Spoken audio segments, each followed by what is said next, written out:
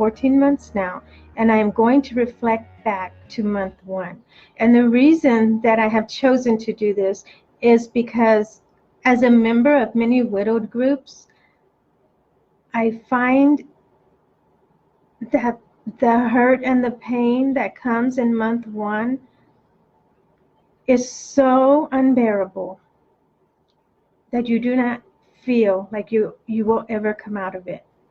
That is why I'm doing this. I want you to know that coming out of it will take the time that it needs to take. Month 1 is by far one of the toughest months. One of the toughest months. Later I will talk about month 2 because I found month 2 to be tougher. But month 1, I was still in a state of shock. I was in a state of denial. I was in a state of not completely accepting, understanding what was going on. I was in a complete state of fog. And I did go do the funeral. I made the arrangements. I paid for my spouse's funeral cash. I found the plot, and I do not know how I did these things in a state of confusion and fog. I suppose I did them because I had to, and there was no choice. The only choice was to not do anything and let someone else take care of it, which no one would, because that's just the way my world was at that time. My aunt came and she helped me find the plot. She drove me.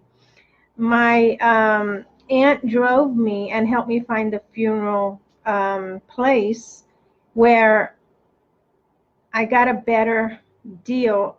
I mean, it sounds awful, but I was able to get it at a cheaper price, which was still really, up there. Was not by any means cheap. It was in the thousands.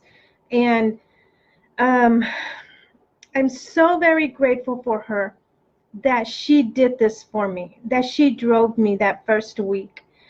What happened with me is that the first week I got help, some help, and that was from my aunt, and my sister and my brother came and spent more time with me as his family visited. But after that first week, basically no one came anymore.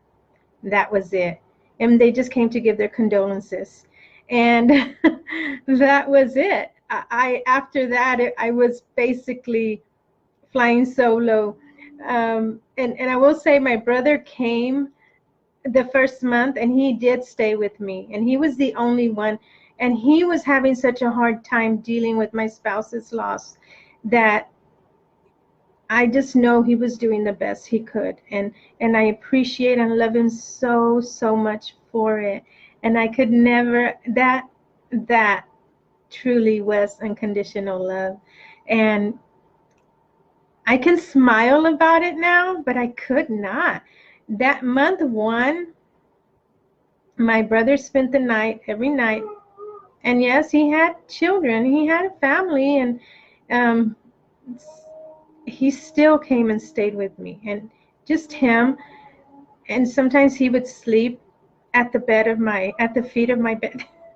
This is very hard for me because I do tend to get emotional when I go back there, but not the same type. It's coming from just having that one person to love you unconditionally and show you that the universe has you, that life indeed has you, supports you, and whatever your God, the God of your understanding is, has you. And even though during that time you do not feel God, life, universe, source, goddess, whatever you want to call it, the name doesn't matter.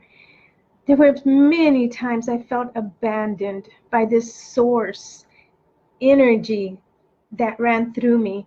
That first month, I felt alone, and I understood that I had this disconnection from that part of me because Paul had left. Because Paul, he died in a car accident, in a head-on collision from one day to the next. And we had a beautiful marriage. So I know that I don't share a lot of the discomforts that many people share. But we had worked on this life for so long now. And I will tell you, I am glad that I had put in the work prior to this to be able to handle this experience. I was able to handle in 3 months what it takes people years to go through. It took me 3 months, but it doesn't matter. Those 3 months felt like 10 years to me because the contrast was so huge. And I was in darkness, and I felt alone, and I felt abandoned, and I felt helpless, and I felt what, like my world got upside down. What happened? What has happened? Until I could properly process what actually did happen, I was confused and lost. And I will just tell you, just love yourself so much during that first month. The very first night, I went in and I had a conversation with my inner child, with my heart. And I call my inner child my heart. And I reassured that part of me that we were on this journey together, that I was not going to abandon ship. And because that part of me, that child inside of me, cried so much during that first month. And if you're crying and you're hurting and you feel alone, you feel like nobody understands you,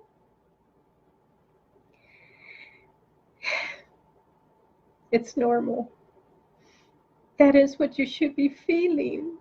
You have this huge sadness because you've lost such a big part of you. You've lost your partner.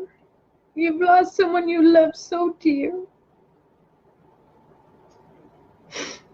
And they're not coming back in this physical world.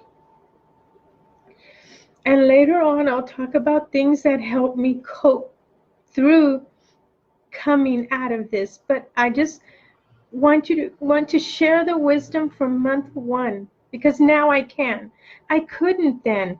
I was a babbling waterfall. I could not. But I can now. And if I cry, it's because I have been in your shoes, and I know the pain that you're feeling, and I know the journey that you're about to embark is going to be one of the hardest journeys you will ever have to endure. And the grief will change. If you choose to change, the grief will change, and it will travel with you. But it will no longer kill you. It will no longer make you feel like you want to die. It totally transforms. So hang in there. Please hang in there. Seek the help that you need. Many people seek help in different ways. I tried many different ways, and I found a way that worked for me. And that was intuitively going within myself and finding my answers. And I was able to come out of this creating a lot of tools that helped me. And I was not ready back then to share things like I am now. And just know that you can do this. Enjoy and kindness. You're not alone. People have felt your pain, your journey, your hurt, your despair, your loneliness, your sadness.